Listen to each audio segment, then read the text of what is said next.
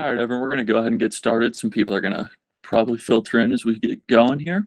So first of all, welcome to the first SOPGA Junior Golf Recruiting webinar. So we have 4 coaches joining us here. We have Coach Lisa Strom from Ohio State University. She's the head women's golf coach. Coach Lauren Grogan from Denison University, who is the head men's and women's golf coach. Coach Hoagland from the University of Dayton, who is the head men's coach.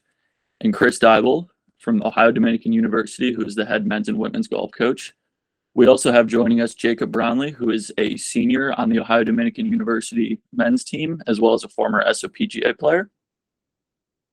So we'll go ahead and get started with the discussion. We'll talk to our coaches first. First question we have for all of you, it's open to anyone and everyone can answer.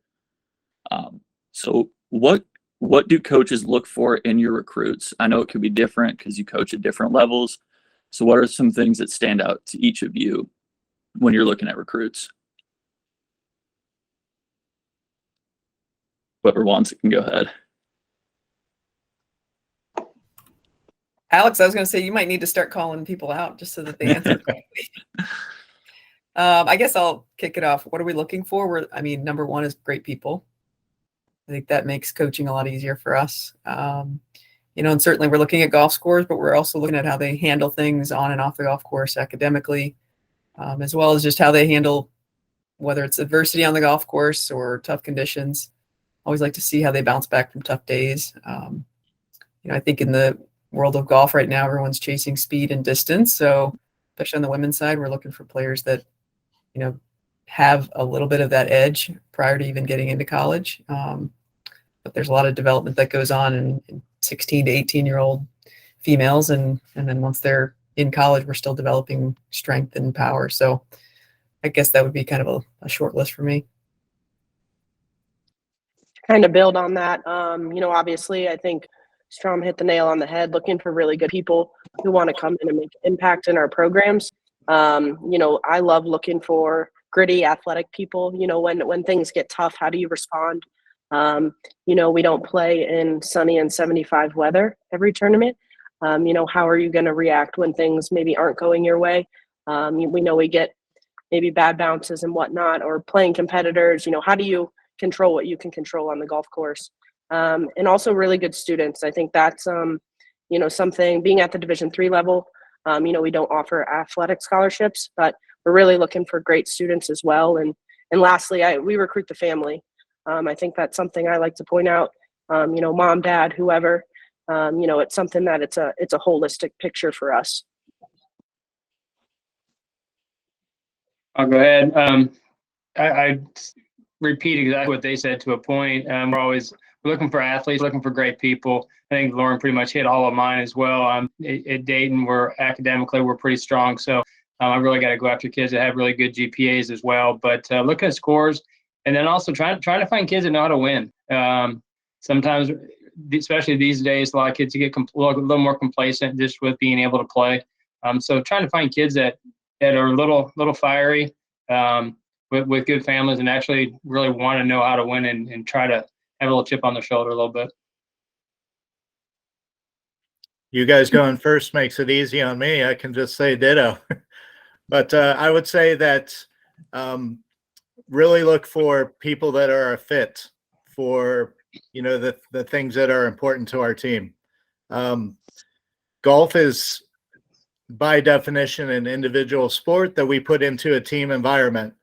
And when you're out on the course playing a tournament, you're kind of out there on your own. But every other thing that leads up to that 5 hours on the course is team. And so we have to have people who they're all in, supporting teammates and working hard in the classroom and on the golf course. Great. So one thing that I found that I struggled with a little bit during my recruiting process was, I guess, how to talk to coaches, how to sort of pitch myself and sell myself to them. Do you guys have any tips for, I guess, things players have done to you, or, well, you were recruiting them that really stood out and been like, oh, wow, this is a player I want? Since my mic's on, I'll go ahead. One thing that really impresses me is when you do your own work. Do research on the school and the team and the coach. There's a lot of services out there, and I don't have a problem with anyone using those services. But when I see someone who reaches out to me directly, whether it's email, phone, showing up on campus, that says a lot that it's important for you to be there, that you're willing to put in the time and effort to be a part of our program. And as I said, we're looking for the right fit, and that's, being a hard worker is part of that. So that's something very simple that stands out to me. I would say two things mainly. One is every time you have an opportunity to talk to a coach, you never know, there's an opportunity to be the deciding factor. You may make a huge impression just in a 5-minute conversation, a phone call, Zoom, or just a 2-minute conversation, wherever. But you don't know how many opportunities you're going to get to talk to a coach, especially if it's a school that you really like. So really be upfront, be open, be engaging. Don't just sit there and let mom and dad do all the talking. I think those are just knowing that every opportunity is very special, and make sure you sell yourself the best you can and separate yourself a little bit. All kids looking for places to go. They're really good players, but you got to find a way to separate yourself. So be creative sometimes in how to do that, and make sure you're selling yourself. Yeah, I think building off of that, being authentic as well. As coaches, we have the internet. We can see what scores you shoot. So be honest, be truthful too throughout that process, and I think just be realistic about knowing what you're looking for in your experience.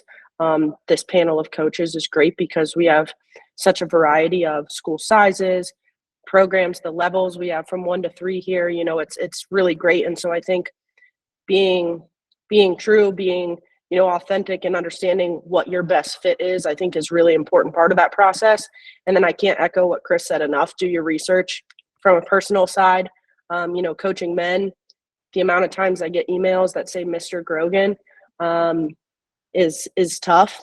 And, if you would take 5 minutes and do your research on our coaching staff, it's pretty clear that I'm not a mister. So, just take that extra time, right? It shows that you're putting some onus in your process too, and taking some accountability for it. Yeah, I mean, obviously all great points there. And I think Mr. Lauren is probably a good example. I get Strom a lot, Coach Strom, and I used to get really frustrated by it, but I do know that it's, this day and age with autocorrect, it's a tough one. But, I think being prepared with when you do have calls scheduled is really important. Having some really good questions, and not just the blanket questions of what's your, week look like for in season, or what's your week look like for out of season, because I think you're going to get the same answers. So you want to really ask questions that you should be able to get a variety of answers about. I love a question about like, what's your coaching philosophy? Because you should get a lot of different philosophies when you're asking and doing your homework with a lot of different programs. And then also knowing what you're looking for as a student athlete or a prospective student athlete. Do you want to play at the highest level in D1 golf, or are you looking for a great, well-balanced experience, that does put the priority on academics? And that's okay too. I think, especially at the D1 level, there's a bigger time commitment on the athletic side that you've got to be prepared for and understand. And if the coaches aren't preparing for that throughout the process of the recruiting side of things, it can kind of be like a bit of a mismatch, as we kind of notice. So, I think it's just super, super important to get to know each prospective student athlete, though, from our side, because they're going to tell you what you want to hear. And so as coaches, it's really important for us too to ask really good questions, to kind of dig through and sift through kind of what type of player and what type of program they really are looking for. For me, I was looking for someone that did play at the highest level so that I could learn what it would take for me to build into that type of player. But that's not always a priority for everybody else. Great. Thank you. So we talk a lot about players in terms of their scores, their golf abilities, things like that. What are some other things that players can highlight that really stand out to you as coaches that will separate them from the other players who maybe are shooting the same scores, they're going back and forth with, but if one player has something in there that makes you say, that's the player I want over anyone else? Yeah, I guess outside of the athletic component, I mean, you know, it's really nice to hear that they can balance academics, but you know, if they're able to volunteer and give back to some sort of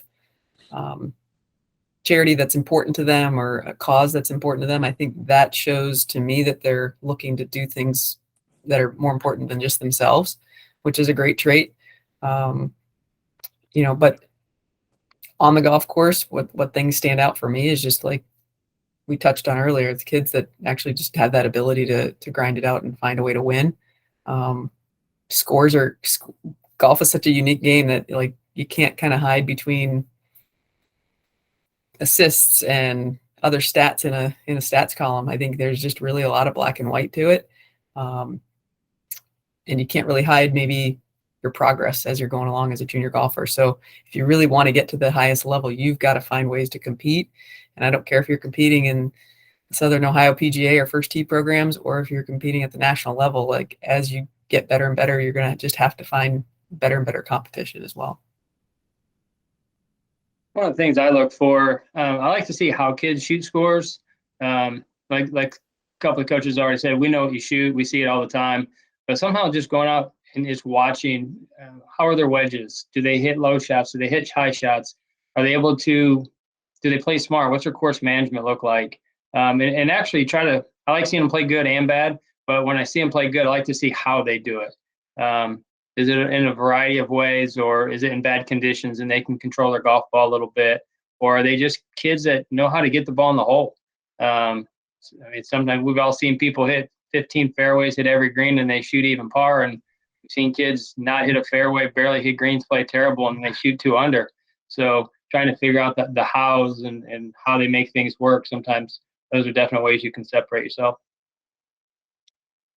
I think also to that point of continuing to kind of elevate your competition as you elevate your skill, making sure like looking at what you're putting yourself in. Like we talk a lot about, you know, we'll do maybe forward tee challenges so you know what it's like to go low. So then hopefully when you're in that position, you know, you're a little bit more familiar with that feeling. So are you putting yourselves in positions where maybe you're winning, and also maybe putting yourselves in positions where maybe it's a US Open qualifier or something to where you might not be the best there, but you're getting to kind of go up against maybe it's some of those college athletes you look up to, or people you see playing post-college, you know, so having that variety there too, because most likely when everyone gets to school or college level, you're probably going to be the best from your high school team or one of the best from your area. And it becomes, you know, that kind of big fish, small pond metaphor there. And so making sure you're putting yourself in those positions to know what it's like to win, and also know what it's like to kind of put yourself in uncomfortable, tough situations too, is one thing that I like to kind of have those conversations about, because it doesn't necessarily always show on paper, but I think that's part of having those conversations and building hopefully those relationships too. You're on mute. Thank you. So one thing that Gip said earlier about is always being ready to speak with coaches, always being prepared. I think it's important to always be aware that you are constantly being evaluated. You may not even know that a coach is out there watching you. You know, I've gone to watch kids play that, you know, they're on a tee and they hit a bad shot and they're slamming a club, and that's it. I just walk away and that's the end. They're just not the fit for us. I've also seen kids that are good players who shoot 90, but they're just trying their best the whole round, and they get done and they go practice. And I know the next round is going to be a lot better. So for me, it's, I guess it's about your character at all times. What are you doing on social media? What are you doing with your team? What are you doing when you're out at the restaurant after the round? What are you doing at school?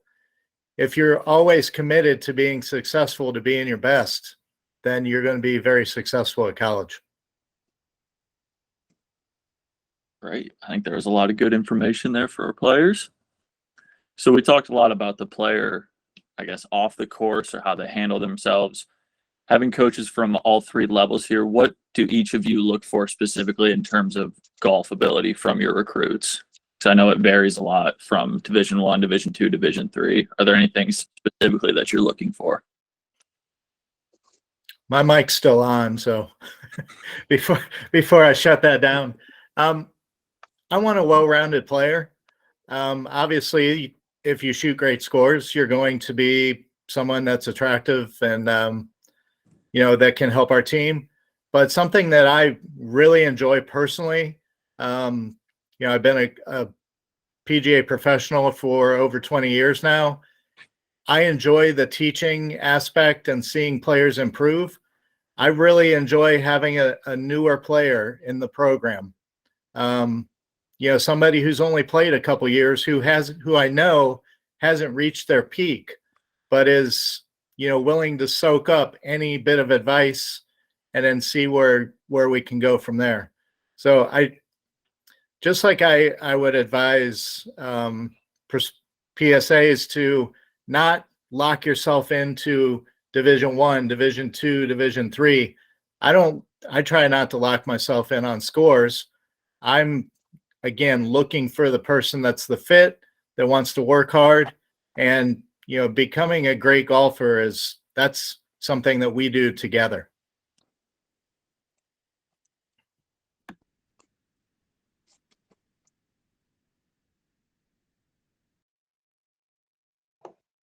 I'll go. I was waiting. I'll go. So some of the specific things I look at, I mean, as coaches, we all have to have some sort of criteria. I mean, we get resumes every single day. Things I look at personally for my program is scoring averages, ballpark 72 to 74, with not too much. You're always going to have some bad scores out there, but not too many of them. I look for the ability to shoot in the 60s in a tournament. Can they go low? Do they have that in them? Doesn't have to be every week, but can they do it?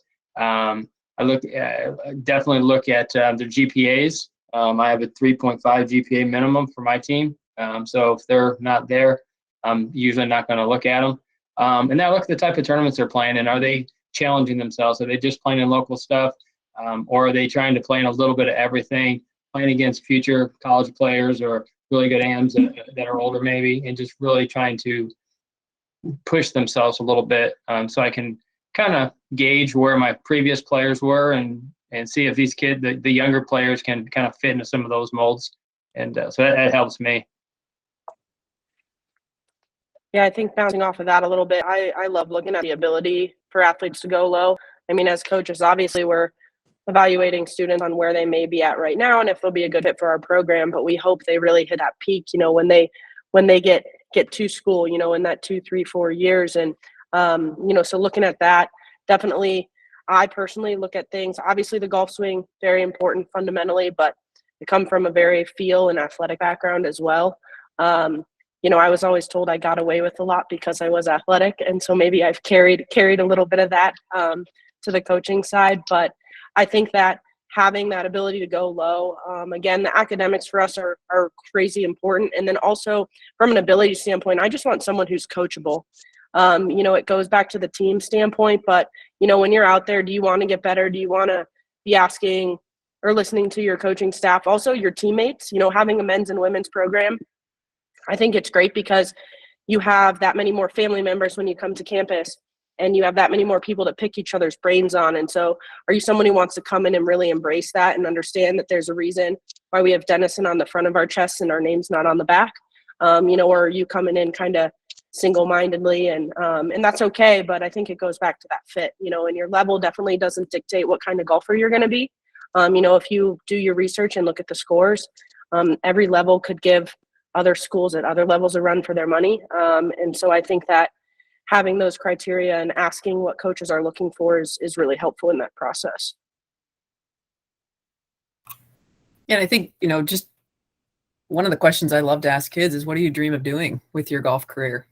I understand that the percentages are really low to go on to have a hugely successful career beyond college, but, a lot of them are going to chase it, and a lot of them are going to want to chase it for a while. We've got a few players that are out there playing currently and getting ready for Q school, so we know what that's like. But if their dream really is to just kind of, I want to compete in college golf, maybe that's not quite the right fit for us, at our level, because we want players. I know Lauren kind of talked about peaking during their college career. Like, we want players that are kind of just building and that are peaking well beyond us. And I love the developmental aspect as well. We're a northern school, and northern schools aren't always going to get the best top players out of, all of the rankings, the WAGR, the junior golf scoreboard. We're going to have to develop players. So our coaching philosophy around here is making sure that kids are getting better every year. We're going to uncover a lot of different things as we go along, but I love being alongside them during that journey. And I think, to touch on what Gary said, just about where are they competing? Are they just kind of cruising along, winning a lot of events locally? And then if that is the case, is it a financial reason?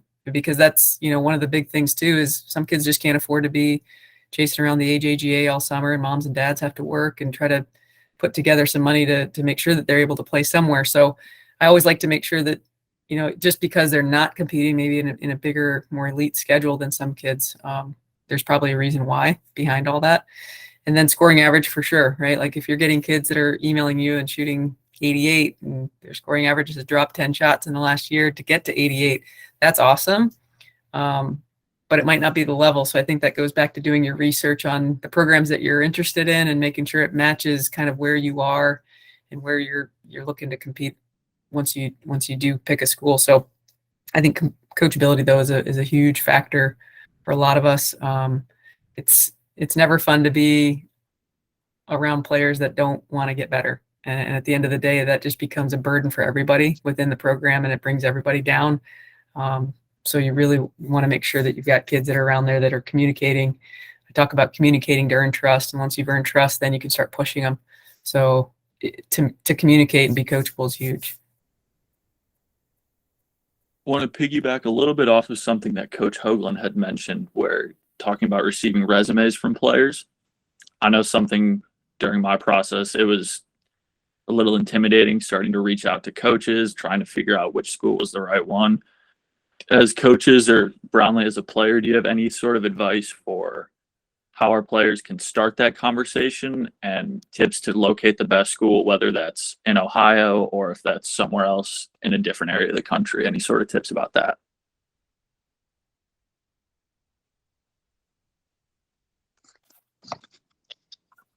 I guess I can talk a little bit about kind of what I did.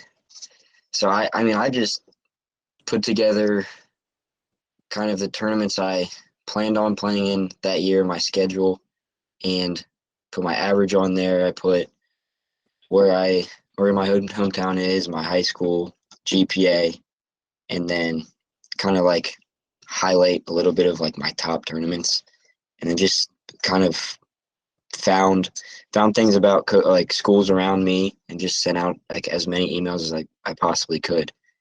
I mean, you're not always going to get a response, and you can't be discouraged about that because coaches are extremely busy during the season. But the more that you go out and reach out to coaches, the better opportunity that you have. And plus, I mean, coaches talk. I'm pretty sure all the coaches in here know each other and have talked to each other and had conversations about different players. So if you're not a good fit for them, I've heard of many people that have recommended other players to other programs, just because it doesn't mean that you're a bad player, but you just might not be a good fit for that program. I think two key things for resume stuff, just really simple stuff that they can do, is make sure their name and their graduation year is in the subject line. Because we can all set up filters or we can at least drag things into a different recruiting folder on our emails, and it makes it a lot easier for us as coaches to kind of filter through 2025s we can't talk to right now, but at least we can start to see who has emailed us, and those names to keep popping up maybe to the top of your inbox. So those are two big things. I think a headshot photo is nice because sometimes you don't really have a good glimpse of maybe what they look like. And then definitely your playing schedule, definitely anything academic that you can show that you're capable and well able to manage your time wisely. And again, listing out your swing coach, their cell phone number, their email address, because there's lots of ways that we can communicate with people around them before that we're able to communicate directly with them.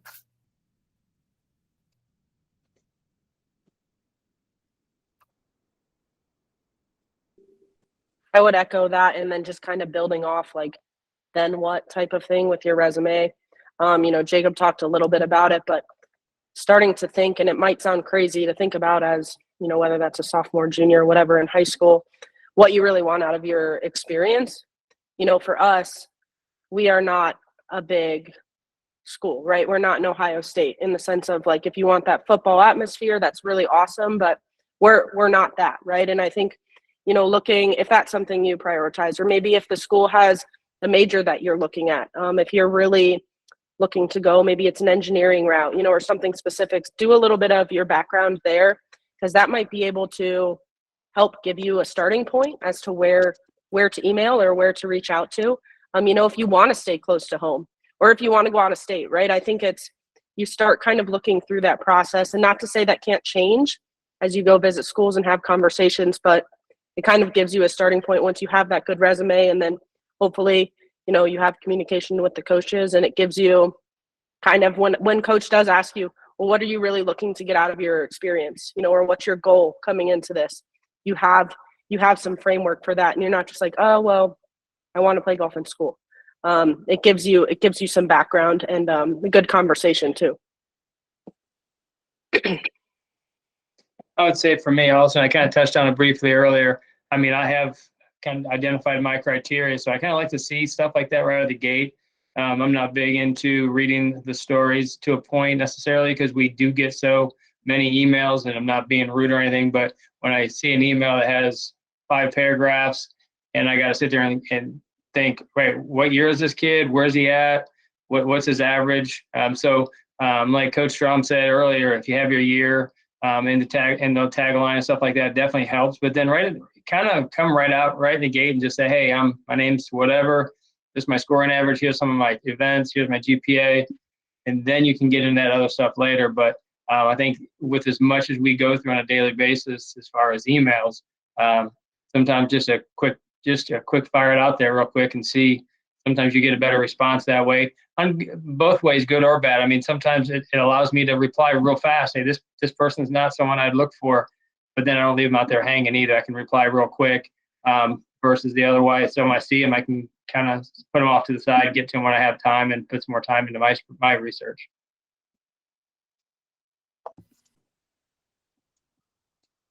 Okay. I think something that Jacob mentioned is important is if you do email a coach, if you don't hear a response, follow up. Just, hey, I sent you a resume a couple weeks ago, didn't hear back, just wanted to see if you're interested. Speaking for myself, I'm a one-man band. I've got 2 teams. I'm our fitness trainer, our bus driver, our swing coach, you name it. So there are times of the year that we get really busy and I'm traveling a lot and I'm not in the office checking emails, and things can slip through. And it doesn't mean that I'm not interested. It usually means that I didn't know about you. And the fact that you are reaching back out to me means that you are sincerely interested in our program. I can tell you with Jacob, he reached out to me probably 3 times before we finally spoke, and it turned out to be a great fit. Lucky for both of us, I guess. So don't be afraid to follow up if you don't hear back, because as Gip said, if we're not interested or if you're not the right fit, we'll let you know. Great. So shifting away from our coaches for a few minutes, you guys have done most of the talking so far. Jacob, we're going to talk to you for a few minutes since you're the most recently removed in here from the recruiting process. I guess we'll start with, how did you get started, I guess, trying to identify schools that you were interested in? Well, I knew kind of from the start I didn't want to go somewhere crazy far. So I kind of picked my schools based on what I wanted to study. I had looked at the schools around me, smaller schools. For me, I'm not someone that would probably go to a bigger school. I felt like I would have gotten kind of lost in everything. So I looked at the smaller schools in all of Ohio. I looked a little bit in Indiana and stuff like that, and I kind of narrowed it down to what I was really looking for, and then I would go out and send emails to those schools and then follow up if I didn't hear anything back in like a few weeks or so. But that's basically kind of what I did. I put my resume together and just sent the emails out and then told them where I'd be, where I'd play, and a lot of times they showed up and sometimes they didn't. You mentioned that a little bit. You said where you had played. What sort of junior events did you play in growing up? For anyone who, obviously a lot of people don't know, Jacob's from the Cincinnati area. So what sort of events did you play in? And I guess how did that help you get to the level you're at right now? So yeah, I played in a lot of SOPGA events. I played in a few USGA qualifiers, and I mean obviously high school golf, but just mainly the SOPGA and the USGA qualifiers, like whether it was the USAM, like the US Open qualifiers, the Met, stuff along that nature. So kind of going off that, because you mentioned high school golf, I know personally for me, it was a bit of a culture shock going from the high school environment to my first college tournament. Do you have any sort of tips for that or any sort of comparisons? So players who are maybe on the fence about if they want to try to play in college, I guess anything that they can draw from. There's definitely a big change. I mean, in high school, you probably or might be one of the best two golfers on the team. Not everybody on the team might want to play in college, so that's a little bit hard to keep finding that grit and like keep pushing on, because you have some people that not necessarily want to be there, but aren't at the same level as you. So like when you get to college, it's completely different. Everybody wants to be there. Everybody is pushing each other. The one thing that I did and I would definitely encourage is to push your teammates to be better and find little things that your teammates do that make you want to be better. Because I'm sure everybody in this chat loves golf, wants to go to the next level, and if you don't keep finding that thing, then it's going to discourage you. Kind of going off that also, looking at other players and trying to motivate them, at least from my point of view, that would be a very attractive quality to coaches. Correct me if I'm wrong, but seeing sort of a leader develop and things like that, I think could be huge.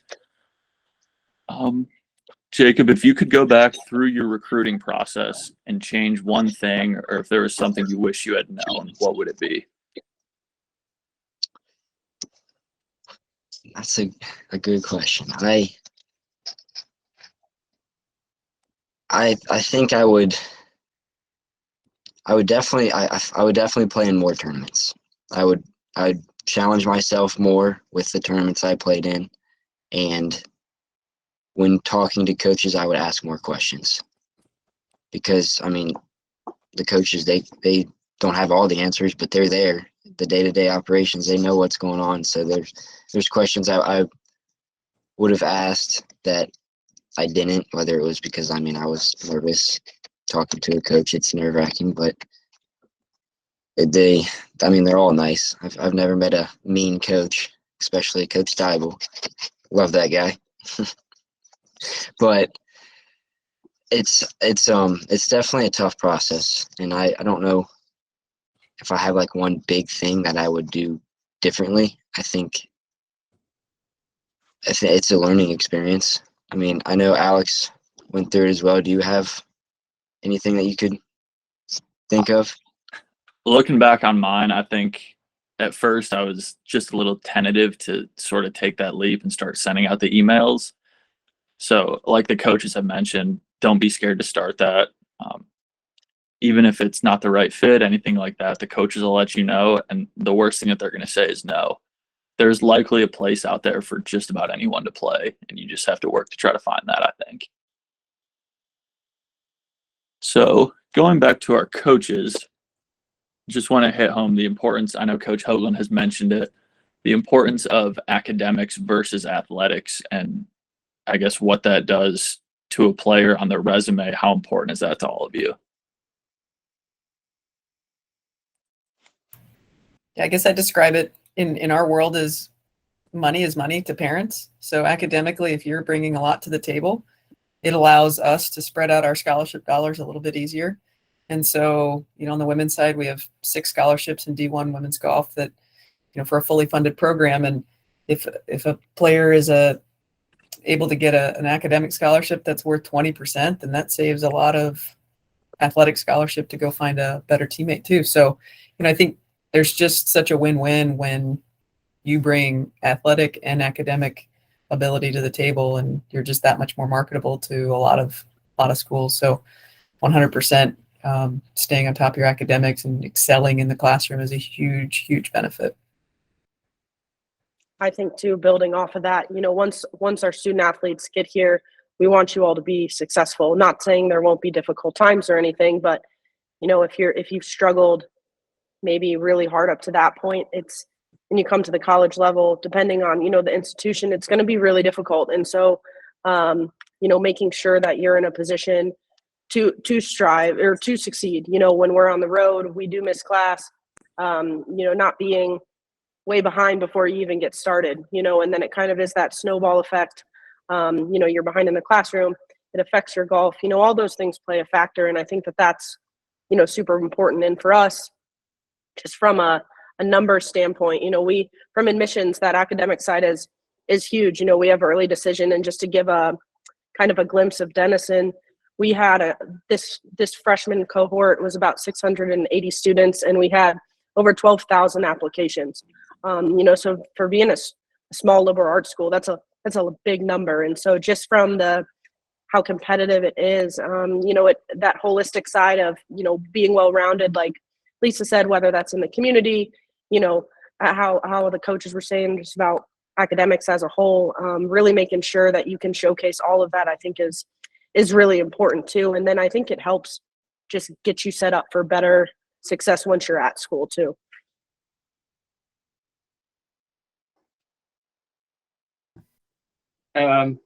Same thing with the ladies just said. A big thing with college athletics is the academic standpoint. They have to go to class, and they are on the road a lot, and they're practicing a lot. And the transition, if you're not a good student, the transition can be very difficult when you've got your sport, academics, your social. Some kids have moved pretty far away from home, so you got that aspect as well.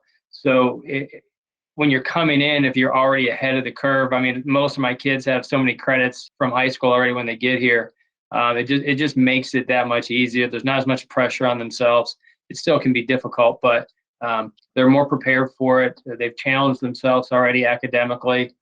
So I like seeing that, because if I know someone's going to challenge themselves athletically, odds are they're going to challenge themselves athletically as well, and be proud of themselves being an actual student and athlete. So it goes a long way. And then, like Lisa said, the money's huge.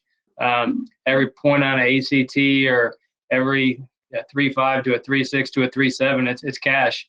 And it definitely makes a big difference to the parents, and it also makes a difference to the universities when we're trying to allocate our scholarships. Going back to when we were talking about the resume, when I get a resume or an email, I actually look at the GPA first over the scoring average. You get to a point that most people know enough about our program. They kind of know what they need to shoot to play for us. And so when you get lots of resumes with those numbers, I want to look at the GPA, because I firmly believe that success is a habit. It's not just a part-time thing. Same thing with hard work. So if you send me a resume and you have a 4-point GPA, I know that you're a hard worker, that you're disciplined, that you have your priorities set. And so I know that kind of thing is going to carry over to the golf course. Our very best teams, and Alex and Jacob were a part of them, have also been our very best academic teams. And that goes without fail. If I told you 1998 was our best team ever. They were also our best academic team ever. So I really take the academic piece importantly. It is just a piece of the puzzle. I mean, we gotta figure out, again, if you're the right fit, but at least at Ohio Dominican, that's a big piece of that puzzle. And as the other coaches said, at the D2 level, at private schools, not a lot of those schools are offering full rides, if any, for golf. So your academic scholarship, in our case, is probably going to be about 80% of your total financial aid package. So the better your grades are, the more scholarship available to you. Great. And before we open it up to sort of a Q&A, coaches and Jacob as well, do you have any sort of final advice for players, whether it's how to start this process, how to locate schools, anything that you wish you would have known or anything like that? I was just going to say one piece of advice that I took to heart from another coach. They talked about when they're talking to players, geographically sectioning off some areas. We're in Ohio here, but if you're going to look at the state, the map of the United States, and you're not going to go west of the Mississippi River, starting to section that off, and because it is such a huge undertaking at times. And then it becomes like, hey, how far am I willing to drive? Or do I, am I going to take an airplane ride to get home for Thanksgiving or Christmas break? You start to do that, then you start to match up where your majors offered. The pool just becomes a lot smaller. So it's not as overwhelming of a task all of a sudden. Aviation is a good one that I often think of. There's not a lot of schools that have women's golf and aviation. So it really narrows the focus down for some players. But that's one thing that I've always thought about is geographically, if you can just kind of block out some areas of the country, then you're not maybe so overwhelmed at the task of trying to find the right fit. I always tell a lot of kids also, I mean, we're recruiting you guys, but at the same time, you're recruiting schools too. We have criteria. We know what we're looking for. And the other coaches have mentioned it too. You need to know what you're looking for, what's important to you. It's like Lisa just said, whether it's majors or how far away from home or size of school. I mean, anything. You need to start, because we're doing the same thing every single day, is eliminate, okay, what do I want? What do I need? Where can I look? Where shouldn't I look? And then you guys just need to do the same thing and just go after it and just really do your homework and pay attention to where you're going and who you're looking for, and understand that the big word's a fit. I mean, when a school finds a student that fits their program and the student finds a school that fits, usually things just kind of develop and the relationship goes, but it's a two-way street. So we're doing the same thing you guys are, and as frustrating as you guys may get sometimes, we're in the same boat sometimes too. So it's just gotta continue to communicate and know what you want. I think it's important to consider as you go through this process, you can want something or you can really want something. And if you don't really want to play college golf, it's going to be a struggle. Before this call started, Lauren and I were talking, and we finished up our fall season in the middle of October. We took 2 weeks off, and it's right into off-season training. I mean, it's almost a nonstop process, and there are times you're going to struggle, and it's a challenge to balance your athletics and golf. And if you're not really willing to go all in on that, it's going to be very, very difficult for you to be successful and have a great experience. Yeah, I mean, I think all that stuff was said really well. Just to keep it short, enjoy it as well. It can be a scary process, but like Gary said, once it works out, it's like a weight off your shoulders, and hopefully it'll be something that you can grow and develop as obviously as a golfer, but as a person more importantly, to get ready for whatever those next steps are. So enjoy the process. It can be daunting, but that means it means something to you as well.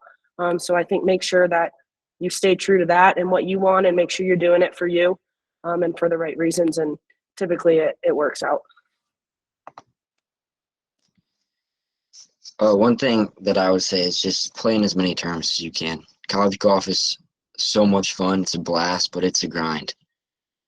There's a lot of golf in a short amount of time, and I don't think anything else really could prepare you for that besides tournament golf. Challenge yourself, go play in those big tournaments, even if you don't think that you're ready.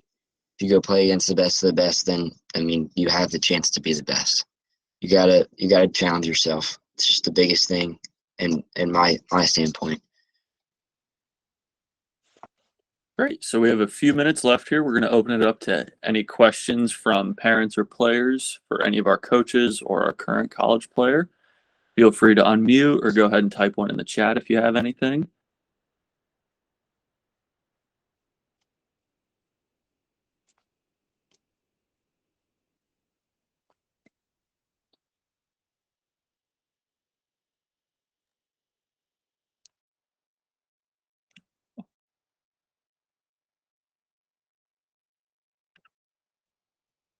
Skylar, I think you might be muted. Or we can't hear you.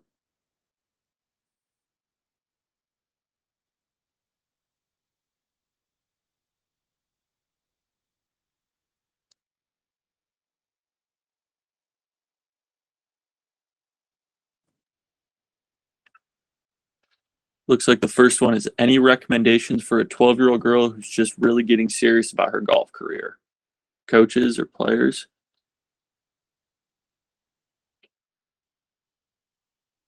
Number one, keep having fun. Number two, keep having fun. Number three, just let them keep having fun. 100% on that. And just to give, parents and players a quick rundown, and I don't know the rules for D1 or D3, but for us, we cannot recruit. We cannot talk to you until June 1st, going into your junior year. So if you are a 2025, as Lisa mentioned earlier, if you send me an email, I'm really not allowed to reply to that. Now, if you show up on campus, we can talk, but I cannot have any communication with you until that date of June 1st passes. So just something to keep in mind. It doesn't mean that it's too early to start emailing coaches and getting information to us, but just understand that if you're a freshman or sophomore or 12 years old, we're not going to be able to do much coming back to you. Next question we have is, how important is the level of tournament a player competes in? AJGA versus Golf Week versus local PGA sections, anything like that? I think it does vary from coach to coach and institution to institution, but I personally don't care what event they're playing in, as long as they're playing in events that are playing against players that are going to try and play at the next level. AJGA and Golf Week, I watch a lot. I do a lot of Golf Week stuff, but those same players are playing in AJGA. They're going to the big schools. They're going pretty much to the schools we're competing against as well. So as long as they're continuing to push themselves and monitoring how their progress in those events, and then if say SOPGA is where they start, branch into Golf Week, branch into something else, and just keep going back and forth, keep pushing yourself. And that's the only way you're going to get better. If your end goal is to play in college and maybe play at the D1 level, you've got to be able to pretty much dominate at the lower level somewhere. But make sure that the competition's not weak, and just that you're really challenging yourself. Next one we have is, are collegiate summer golf camps a good connection point for junior golfers and college coaches?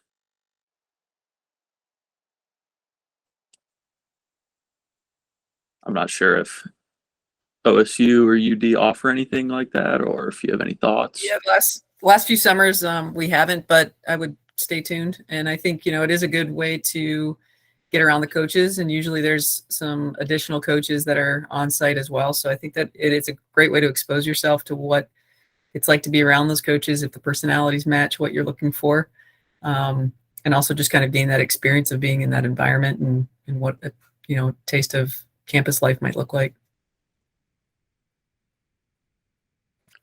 Next one we have is, how do you view homeschooling?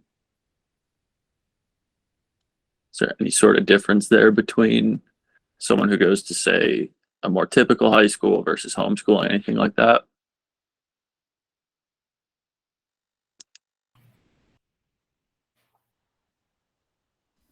I was just, I mean, I guess I'd roughly say through COVID and everything, we've all learned that online schooling has happened, will continue to happen. We've had several players that basically have been homeschooled or done online school. So the transition for those players seems to be pretty seamless.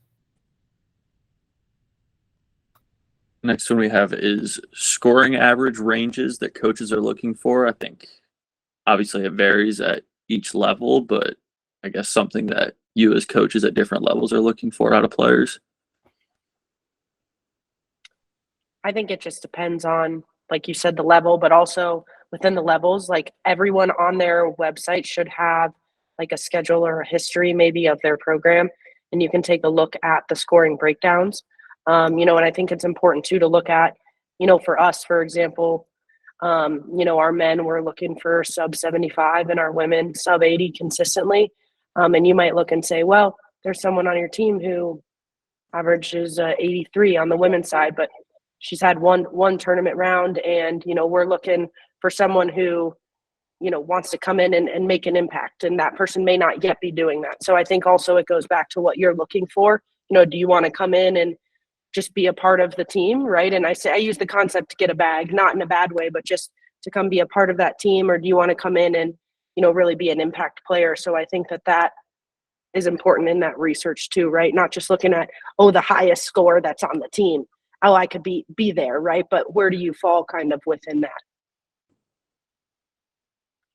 As was mentioned earlier, I think that playing in tournaments with other players who are going on to play in college can tell me more than a scoring average, especially with high school golf scoring averages, and in particular on the women's side, because the courses are not really comparable to what college women are playing. So it's kind of hard to put a high school scoring average in and figure out where that would relate to one of our players. But if you're playing in summer events or the golf week stuff in the spring and the fall, and you stack up well against other players who are either currently in college or going, that's really more of what I would look at in terms of scoring. Yeah, Chris mentioned a good point with high school golf. I personally, a lot of people ask, like, should I play in my high school team? Should I not? I'm all for playing competitive team golf. I think it's a short time in your life that you get to do it. Beyond college golf, whether you're a Curtis Cup team member or Solheim Cup team member, that's really the only other chance you get to play as a team. And I kind of try to spell it out to prospective student athletes and their parents that if their scoring average in high school golf is 72, say, you're adding you could be adding between 600 and 800 yards to a golf course. So there's probably another 4 shots to your scoring average, roughly. So, I think that's kind of a good barometer. Sometimes when they get into their freshman year, wow, I was playing so great last year. I had you have a lot going on your freshman year. You're doing your laundry, you're setting an alarm to get up for 6 a.m. workouts. You're trying to figure out when you're going to study. You've got to be at study hall for a certain amount of hours a week. There's a lot more on your plate. There's a lot more stressors in your life. So scoring averages are such kind of just barometers, but they're not kind of a benchmark all the time.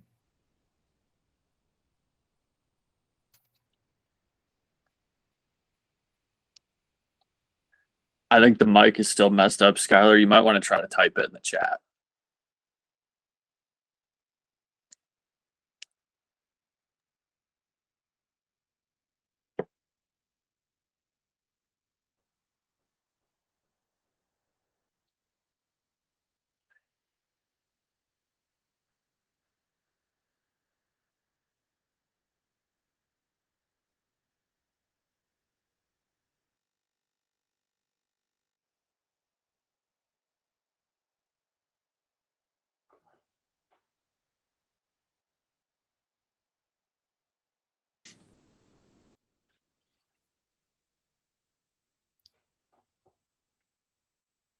I think while we're waiting for her to type, someone Coach Strom had mentioned it. Oh, actually, never mind. This one's for Jacob. How different were the workout regimens in college compared to high school? Very different. So in high school, I went to Lakota West. We didn't really have workouts, and if we did, they were at night. And I can't really think of a college program that has workouts at night. Everything's in the morning, and it's early, and it's hard when you first get there as a freshman. You're not used to waking up that early and getting out on the football field, starting to run. So it's definitely a change, but it's a good change because it really gets you ready for when you're traveling in a tournament and you have to get up at 6 in the morning and start making athletic moves and start being active. So it's shock when you're out traveling and ready to play in a tournament. Going off that a little bit, what about the difference in practices, not just workout stuff? Definitely very different. There's it's more demanding. You say have less free time, especially with academics, and they're more structured. I'd say the practices are more structured. It's not like in high school you go to a driving range, you go play 9 holes. Like before we go play 9 holes, we'll sit on the putting green for hour and a half, or however long it takes you to get your 3-6-9 drill done. But it's definitely more structured, and you work more on the short game for sure, rather than just going out to play. We have one from Skylar here. It says, because of the new rules about the fact that coaches can't contact players till their junior year, how often should an underclassman communicate or email with coaches without being overbearing, or more importantly, not putting yourself out there enough?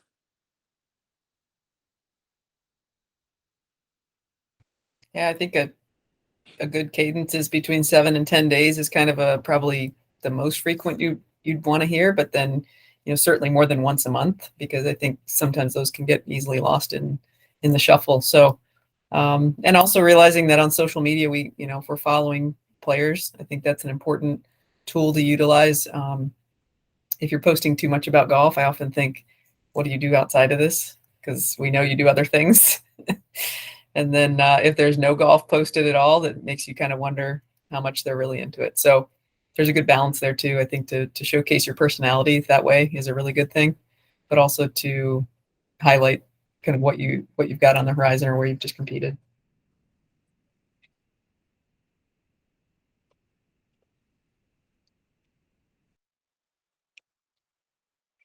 Do we have any more final questions from players or parents? Feel free to unmute.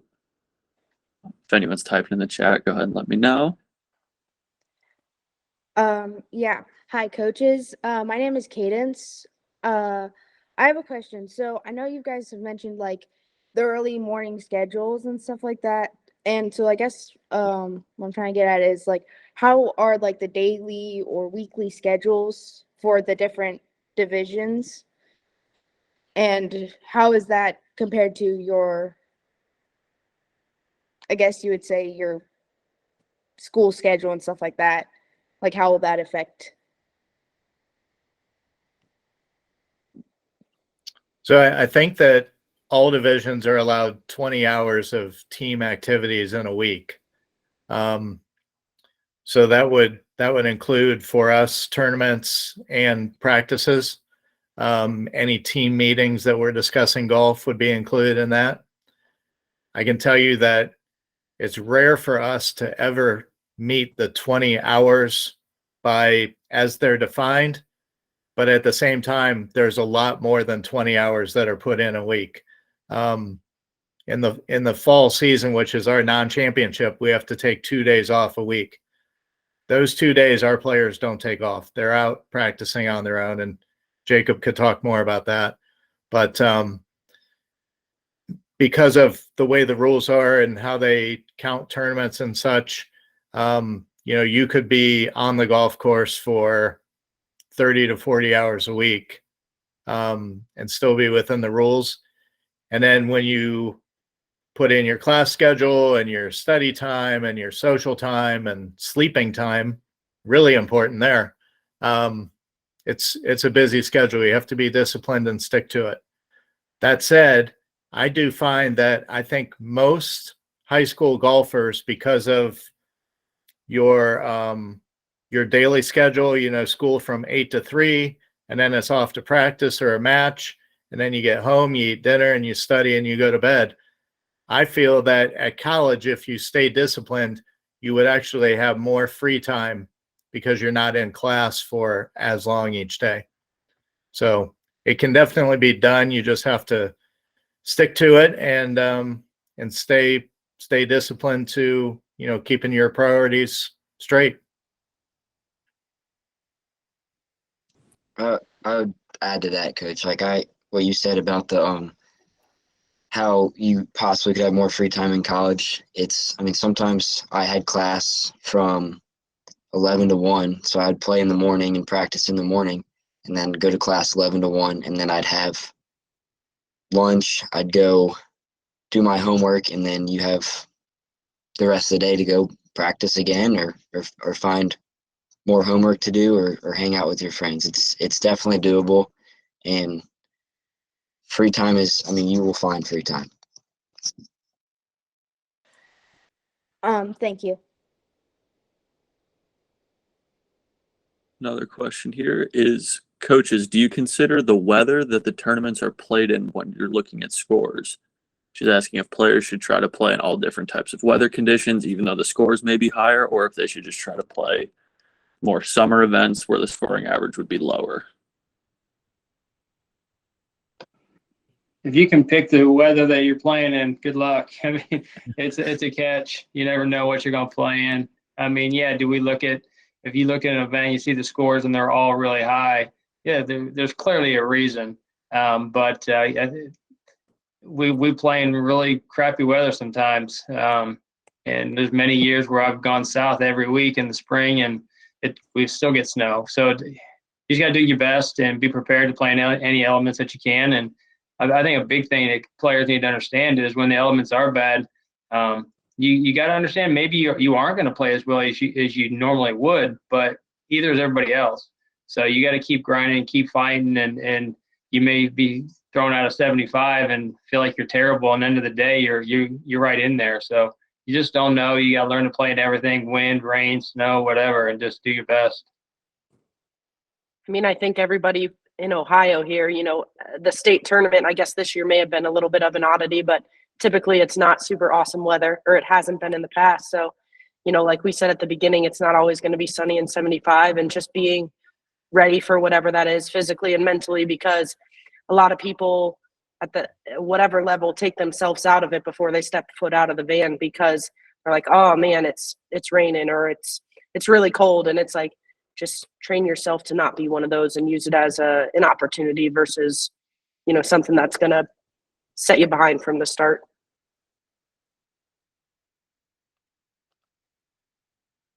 Great. I think that's about all the time we have for today, unless there are any more last minute questions. If anyone wants to unmute, if you have anything final to add.